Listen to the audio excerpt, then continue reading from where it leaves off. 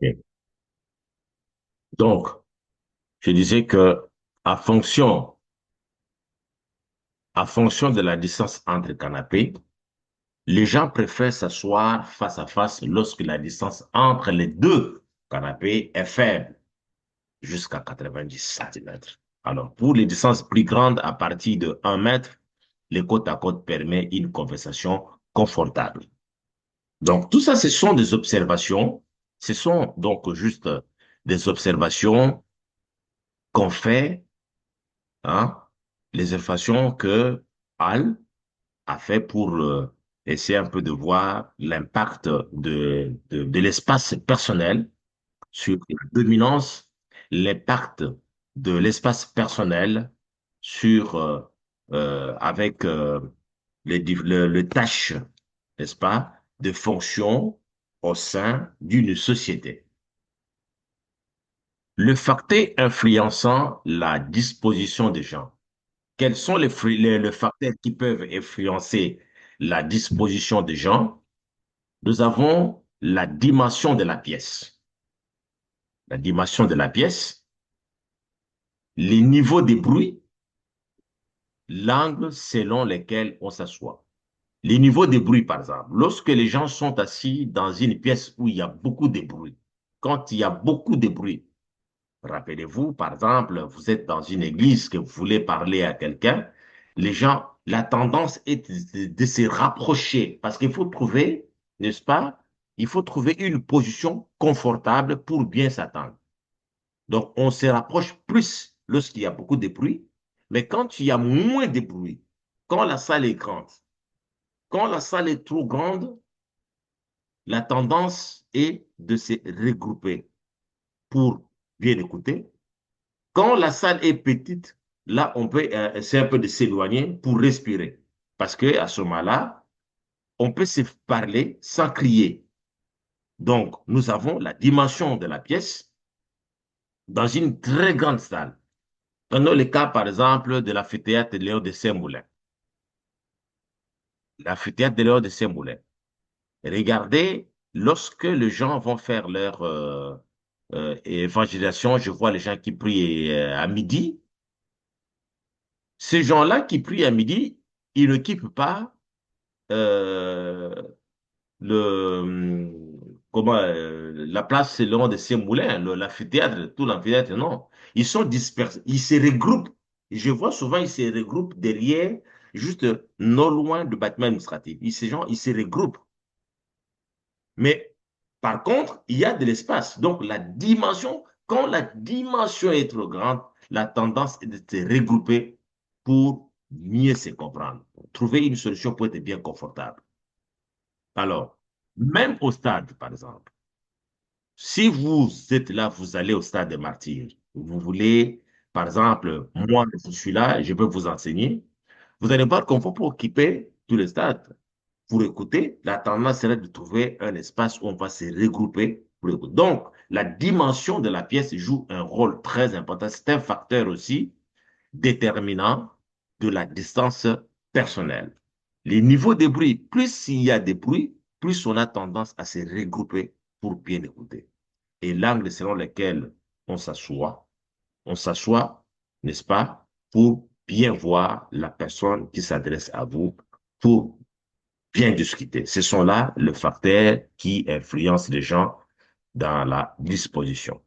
À cela, nous avons dit aussi des relations si amoureuses, intimes, hein. Ça peut aussi agir sur les comportements, sur la distance qu'il faut adopter pour s'asseoir. Il y a aussi les conflits. Les individus à conflit, généralement, ont tendance à s'éloigner. Alors, en effet, il a été démontré que plus la pièce est grande, plus il y a des bruits, plus les gens se rapprochent. Donc, en effet, il a été démontré que plus la pièce est grande, plus il y a de bruit, plus les gens se rapprochent.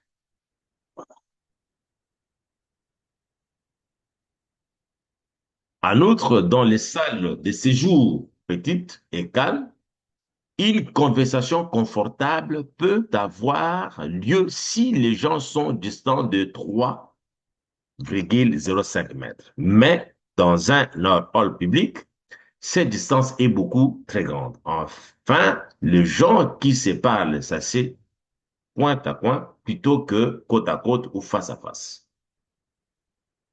Ça, ce sont des illustrations. Ça, ce sont les anthropologues. Voyez comment la diversité de la biologie, la zoosociologie, tous ces aspects, puisque nous parlons de contact social, et il faut vraiment entrer en profondeur pour comprendre ces chapitres très importants pour comprendre que la distance, il y a une relation entre la distance et tâche que vous exercez. Il y a une relation entre distance et dominance, une relation entre espace personnel et dominance. La relation est là, je vous ai montré. Il y a une relation entre distance sociale et tâche. Ici, une relation entre distance sociale et la, la taille de la pièce, les bruits dans une salle. Et tout ça, ce sont des facteurs qui peuvent occasionner, n'est-ce pas, la distance personnelle.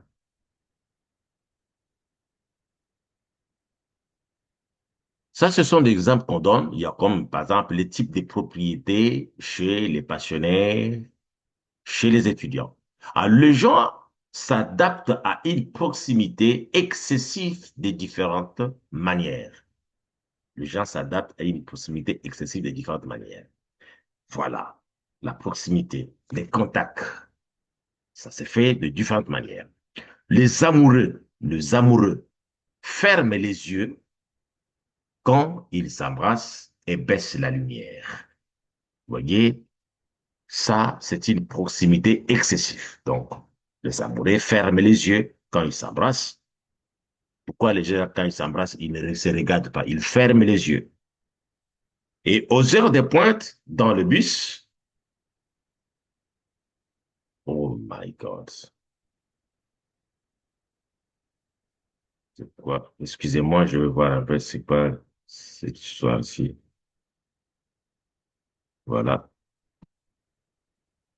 pas. Que s'est-il passé?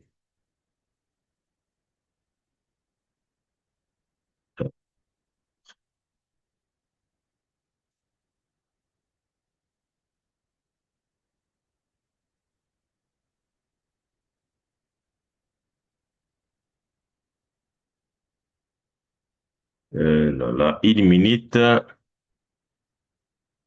c'est pas que s'est-il passé.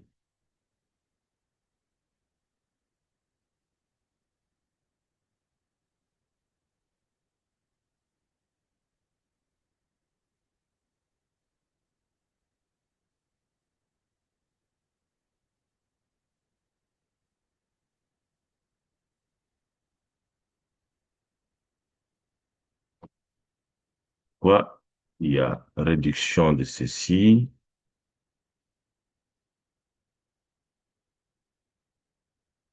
Oh, la technologie.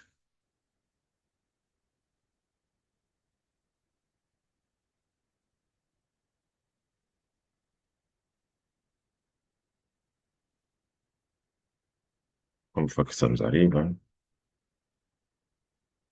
Est-ce que vous voyez le diapositive? Non, ça c'est pas pire, hein. Est-ce que vous voyez les diapositives?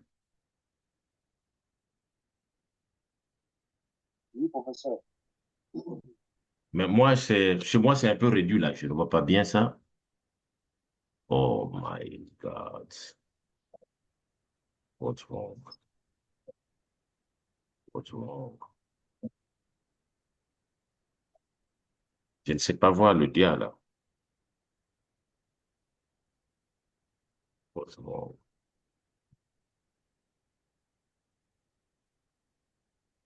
Mais comment je vais agrandir ça? C'est ça le problème.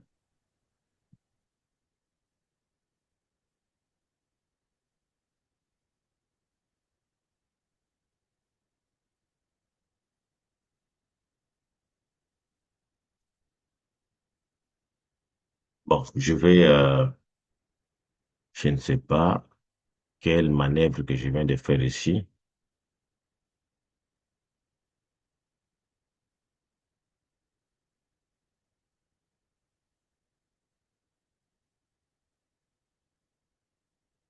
Mais pourquoi, je ne sais pas, comment ça...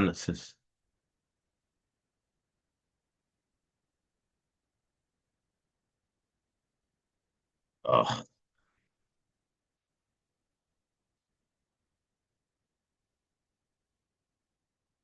c'est drôle, hein?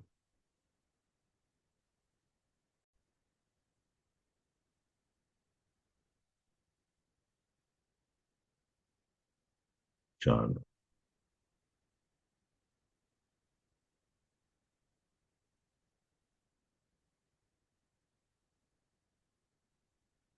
ça, c'est très compliqué, ça.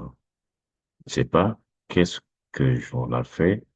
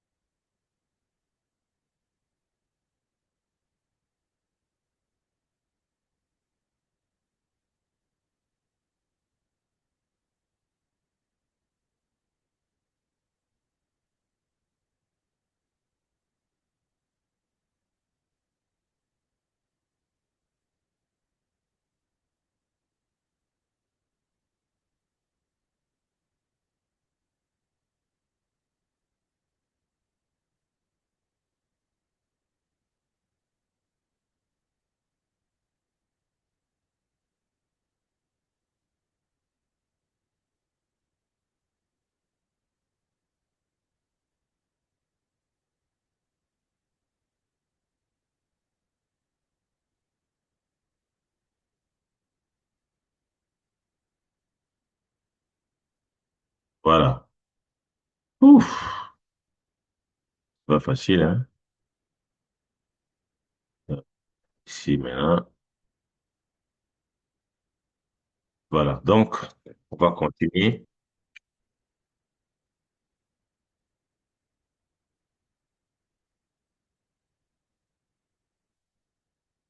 Alors, donc,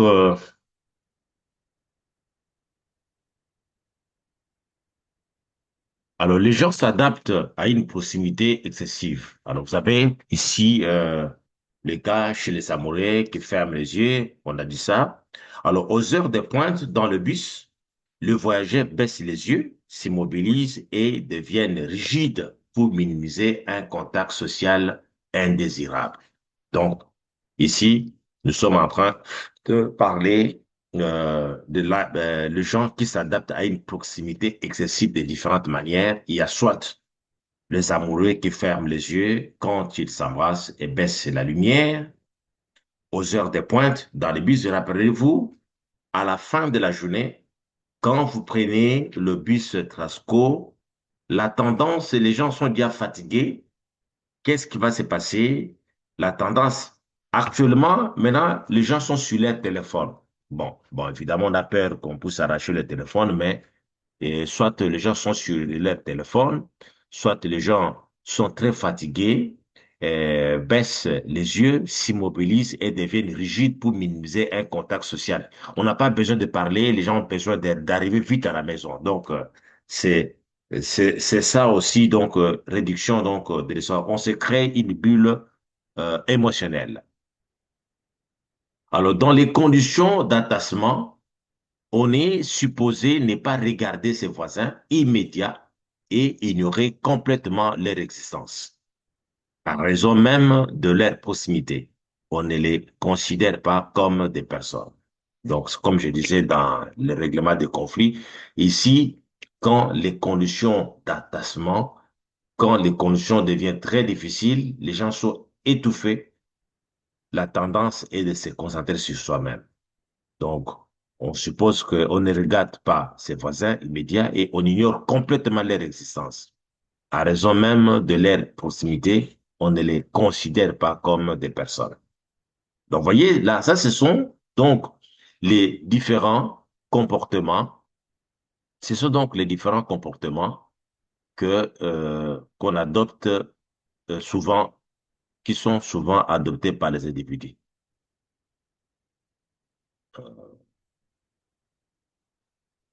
Oh là là, j'ai encore perdu le sacre. J'ai fait trop de manipulations aujourd'hui, hein. C'est trop de manipulations, je lui dis. Pourquoi je fais ça comme ça? Voilà.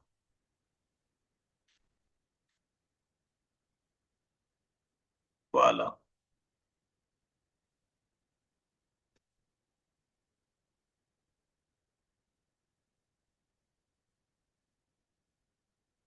Alors, la méthode maintenant qu'on peut utiliser ici pour évaluer tout cela, la méthode, ça, ce sont à principe, vous pouvez vous-même vous exercer avec ça.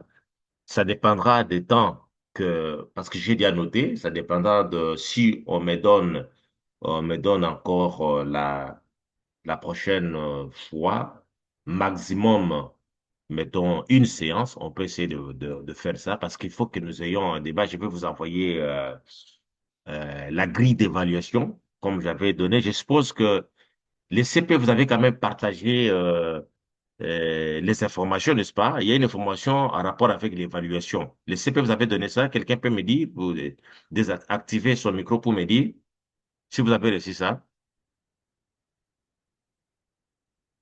Oui. Est-ce que le CP vous a envoyé quelque chose en rapport avec l'évaluation? Il vous a dit ce que on va faire, comment on va s'évaluer,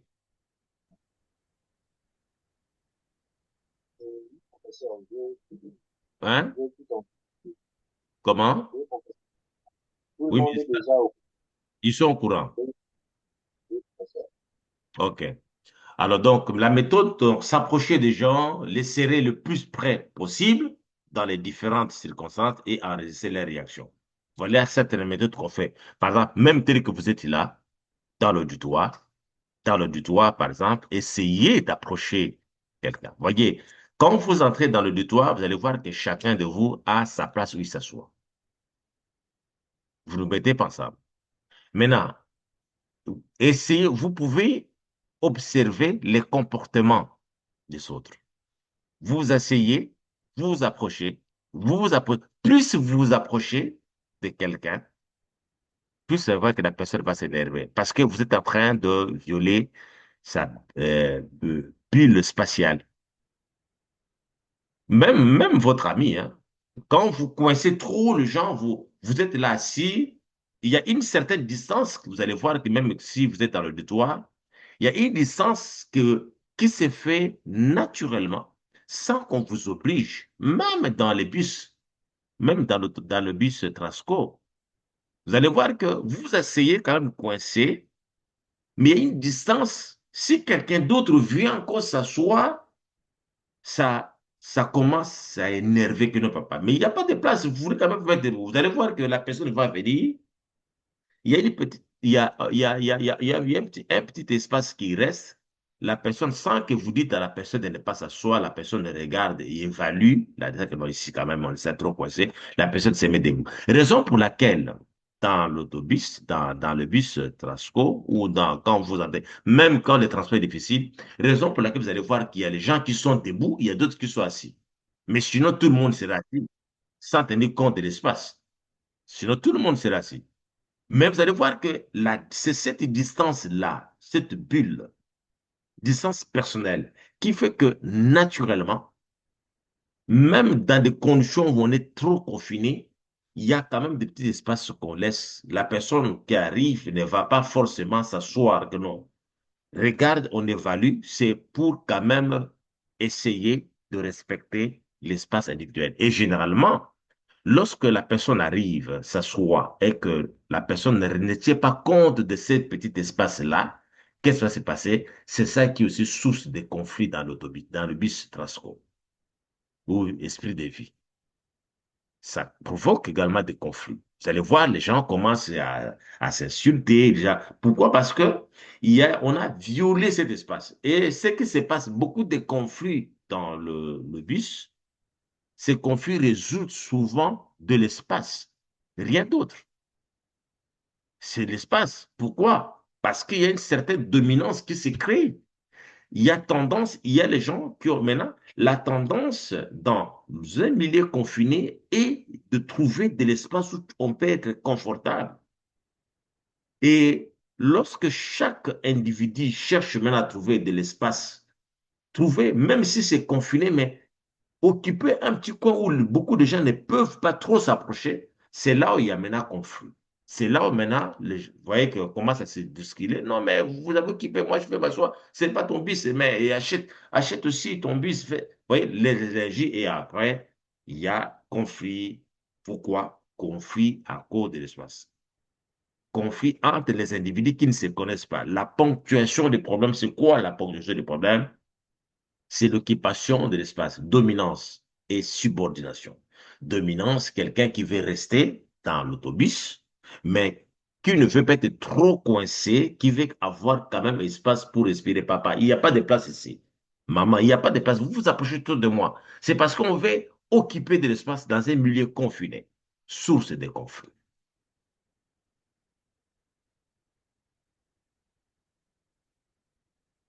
Alors, comme dans les expériences précédentes, une proximité étroite provoque différents gestes et actes de défense chez les personnes, comme je viens de dire là. Pourquoi les gens dans l'autobus, dans les bus, pourquoi quand vous entrez dans le bus, il y a souvent des conflits, les gens se disputent à cause d'une proximité étroite. Ça provoque différents gestes et actes de défense. La défense, c'est la personne qui se sent coincée, qui sent qu'il n'a plus d'espace personnel pour respirer, pour bouger, qui cherche dans un milieu coincé, un espace réduit, trouver un endroit où il peut trouver encore de l'espace, comme la dominance, et c'est ça qui est à la base de différents gestes d'attaque et de défense. Et il y a les gens qui se battent même dans le bus. Pourquoi? Parce que on a violé son espace. Il y a ceux qui vont même à la violence jusqu'à même à se battre à cause de cela. Dans la bibliothèque, par exemple, la victime tourne les dos, place la main sur un côté de son visage et écarte les coudes, position de défense. Si ces gestes ne suffisent pas pour persuader l'agresseur, la victime elle-même rassemble ses affaires et s'en va. C'est comme ça que ça se passe. Donc, l'espace personnel. Vous allez quelque part, vous asseyez, il y a les gens qui arrivent, tu étais seul en train de lire, ça vous arrive souvent, et vous faites une certaine, vous posez un acte pour montrer que vous n'approuvez pas cela. Les personnes n'attendent pas, n'écoutent pas, ne font absolument, ne sont indifférentes. Qu'est-ce qu'on fait? On emballe ses affaires et on s'en va. Donc, vous voyez, tout ça, c'est parce qu'on ne veut pas que sa bulle, sa zone de, de charge émotionnelle soit violée. Et lorsque cette zone est violée, c'est ce qui occasionne beaucoup plus de conflits que vous voyez, des conflits, source des conflits, la ponctuation. Pourquoi? Parce qu'il y a eu violation de l'espace personnel, violation de sa bulle spatiale. Sans se rendre compte, on viole votre bulle spatiale et ça énerve, ça dispose et ça se traduit par certains gestes que vous appelez Akateninga Lingala, dans le bélier à Poussana, Akateninga Lingala. C'est pourquoi? Parce qu'il y a eu violation de cette bulle, cet espace personnel. Et ici, mes chers amis, nous sommes toujours dans, c'est la suite même de ce chapitre, que le chapitre précédent, où je vous ai donné les différentes étapes d'un conflit. Comment, d'où vient le conflit? La compétition. Il peut y avoir, vous pouvez avoir un conflit. La plupart des conflits dans des endroits confinés, c'est pour l'espace. C'est la compétition pour l'espace. L'occupation pour l'espace confortable. Ça peut être source d'un conflit. Beaucoup de conflits que vous avez par exemple, avec des individus que vous ne connaissez pas, et vous devez éviter de tels conflits, surtout dans le bus, les gens que vous ne connaissez pas. Évitez de vous disputer dans le bus, c'est très dangereux pour votre sécurité parce que vous allez vous disputer avec n'importe qui. On ne se dispute pas avec les gens qu'on ne connaît pas. Si vous voyez une personne qui vient vous poser des problèmes dans le bus, dans les endroits confinés que vous ne connaissez pas, vieux, jeune, n'importe qui, ne sous-estimez pas l'adversaire que vous ne connaissez pas. La meilleure attitude à adopter, c'est de se taire et partir. C'est très dangereux parce que vous vous attirez dangereux physiquement et spirituellement parce que avec les individus que vous ne connaissez pas, vous pouvez vous attirer de l'énergie négative. On peut vous jeter un mauvais sort. Ça, il faut croire, ça existe. Vous pouvez, il y a les gens, quand vous les touchez, vous rentrez et vous tombez malade. Vous faites attention. Donc, évitez. Évitez surtout de discuter avec les gens que vous ne connaissez pas. Surtout dans l'autobus. Parce qu'il y a les gens qui font que ça. Ils entrent, ils provoquent les gens, ils insultent, ils vous attirent pour que vous puissiez discuter. Vous allez vous discuter et imaginez si vous discutez pour l'espace personnel. Vous n'aurez pas la conclusion. La finalité, ça sera quoi? Fermeture de la position. Bisango zeyo, zeyo, sombe des débats stériles comme ça à cause de l'espace personnel, débat stérile, et jusqu'à ce que ça peut aboutir. Quand ça commence, on ne sait pas.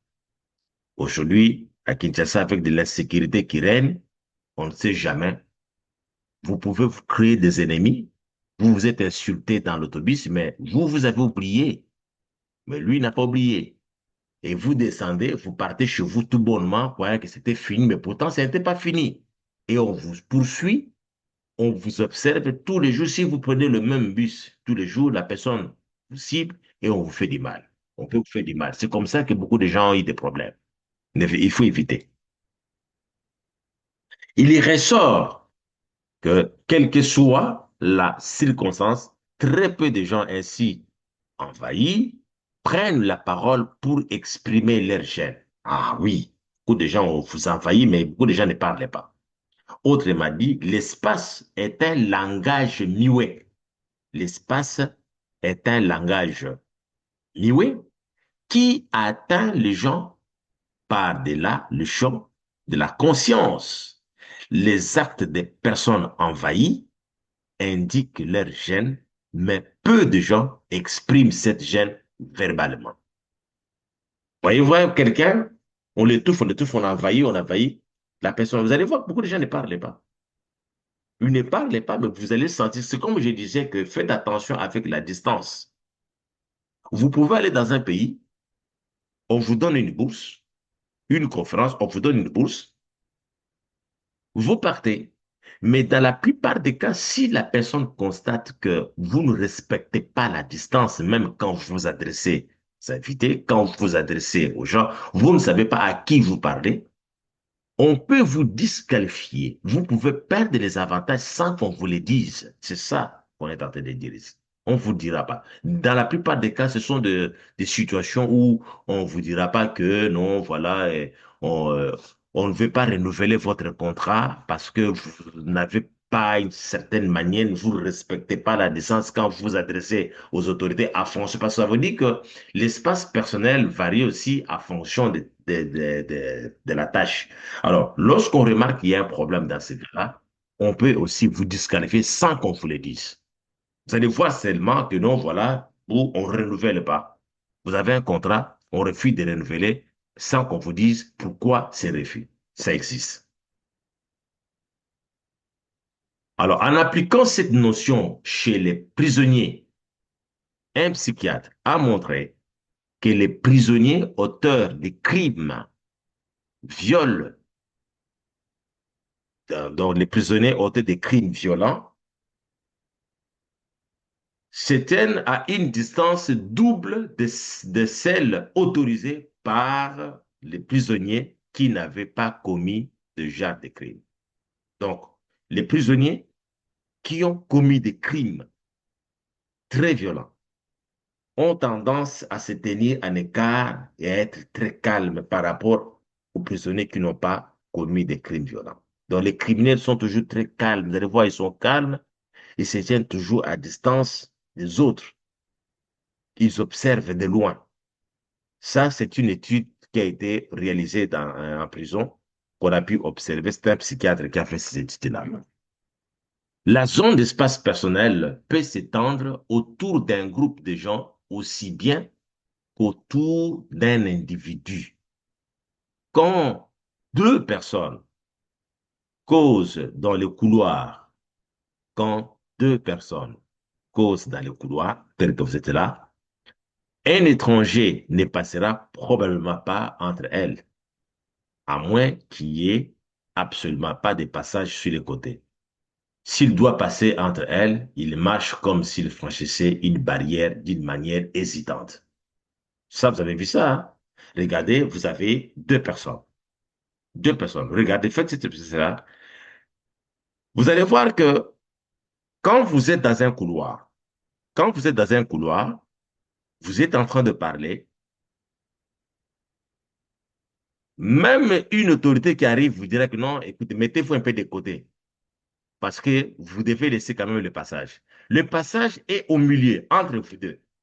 Mais vous allez voir que la personne peut passer, briser, n'est-ce pas? Passer au milieu de deux personnes dans le couloir en train de parler, là, ça crée des frustrations parce qu'il s'agit d'une bulle. Il s'agit d'une zone d'échange. On traverse une zone de décharge. C'est ça qui crée des frustrations. Vous allez voir que généralement, si par exemple, moi, votre professeur, je suis avec un étudiant dans le couloir en train de parler, il y a quelqu'un d'autre qui veut passer, vous allez voir que bon, généralement déjà présente des excuses. Excusez-moi, excusez-moi. Et lorsqu'on présente des excuses pour passer, on passe, c'est comme si on franchit cette zone comme une barrière d'une manière hésitante. C'est pourquoi? Parce qu'entre deux personnes qui parlent, il y a une décharge émotionnelle. C'est une zone de décharge émotionnelle qui se crée entre les deux personnes qui fait que la personne qui doit traverser, franchir cette décharge, c'est ça un peu frustré. Comme si elle était en train de franchir une barrière.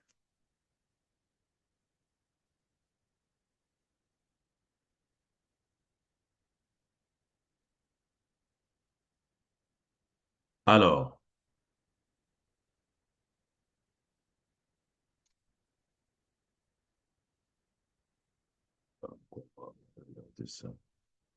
voilà. Les introvertis s'assient et se tiennent plus loin des autres que les extravertis. La peur, la peur des reproches et l'anxiété tendent à augmenter la distance personnelle, mais la recherche de l'approbation la réduit. Ici, la peur des reproches et l'anxiété, ça se traduit souvent chez les individus parce que nous avons vu que pour maintenir la distance critique individuelle, nous avons vu qu'il y a des tendances attaquer, l'attaque et l'évitement. Mais l'évitement exagéré des autres, l'évitement exagéré des autres peut aussi s'apparenter à une maladie. Ça peut aussi être euh, de l'anxiété. Ça peut aussi être aussi la peur de l'approbation des autres. Et ça se soigne souvent avec des antidépresseurs. Cette maladie, ça se soigne souvent avec des antidépresseurs. Donc, il faut qu'il y ait une sorte de la modération de deux tendances, attaque et évitement, il faut que ce soit un peu à une dose un peu modérée. Mais si on exagère à éviter les autres pour maintenir cette distance critique individuelle, là, à ce moment-là, ça devient de l'anxiété, ça devient un peu une maladie qui se traite avec des antidépresseurs. Les schizophrènes, malades atteints de schizophrénie, rupture des contacts, c'est ce que je vous dis, rupture de contact avec le monde extérieur, non seulement se tiennent à trop grande distance des autres, mais parfois ils s'approchent trop près des inconnus. Comportement rare chez les personnes normales, les schizophrènes. Donc, vous voyez, la schizophrénie. Avec ça, déjà, on peut, un individu qui s'approche trop près, surtout ça, trop près des individus qu'on ne connaît pas, ça peut être de la schizophrénie, ce n'est pas de la gentillesse, ou ceux qui ont ce peur de s'approcher des gens, ça peut également être de la schizophrénie, ce n'est pas non plus de la gentillesse. Donc, ce sont des tendances, n'est-ce pas, des cas, des anomalies, des personnes euh, euh, qui ne sont pas vraiment normales, ça peut aussi arriver. Et là, à partir donc de la distance qu'on adopte avec d'autres individus, on peut aussi avoir une certaine idée sur la santé de la personne. Donc la distance, ça peut nous donner une idée sur la santé de la personne.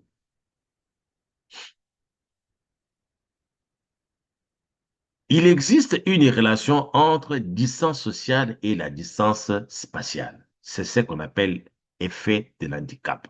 Donc, il existe une relation entre la distance sociale et la distance spatiale. Comme les riches qui se réunissent entre eux, n'est-ce pas, la distance sociale, vous allez voir que il y a un certain regroupement entre les riches, comme on dit Gomena Gombe, Bana Tchangou. Vous allez voir que les gens forment leur bulle spatiale où vous avez les gens de classe un peu de standing élevé sont plus proches entre eux et ceux qui sont un peu plus pauvres entre eux. Et cette relation qui existe entre classe sociale, entre distance sociale et la distance spatiale, cette relation qui existe entre classe sociale avec la distance, c'est ça qu'on appelle l'effet de handicap. Et je crois que ça existe dans toutes les sociétés. Dans toutes les sociétés, ça existe. Distance sociale et la distance spatiale, ça existe dans toutes les sociétés. Dans toutes les sociétés. Si vous, il y a des endroits, quand vous allez boire, que vous ne trouverez pas une catégorie de personnes que nous avons payées, que vous allez les chercher, vous ne les trouverez jamais là. Je ne peux pas citer des endroits. Si vous allez trouver une catégorie de gens qui vont boire à ces endroits-là. Et quand vous vous éloignez, vous allez aussi à tel endroit. Si, par exemple, vous voulez trouver un ministre, vous voulez le voir, il y a des endroits où il faut aller si vous voulez avoir des contacts, les endroits où vous allez le trouver. Si vous voulez trouver, par exemple, les chauffeurs, les taximens là, ou les 207, il y a des endroits, si vous voulez le voir à midi, il y a des endroits où vous allez trouver les chauffeurs des 207, et ainsi de suite. Donc, ça dit que vous avez ça qu'on appelle ça et l'effet handicap. Alors, voilà, ça c'est le résumé, la distance inconsciente des communications. Ça c'est le résumé qu'on va voir après il nous reste une minute, ça va bientôt s'arrêter. J'aimerais qu'on commence ça juste après pour ne pas perdre le fil d'idée. Vous avez le diagramme ici, côté fort extérieur, espace public. Ça, vous avez l'espace intime, vous avez les sujets, environnement, 50, voilà. Côté sensible, ça c'est le espace public, sujet, espace public. Côté fort,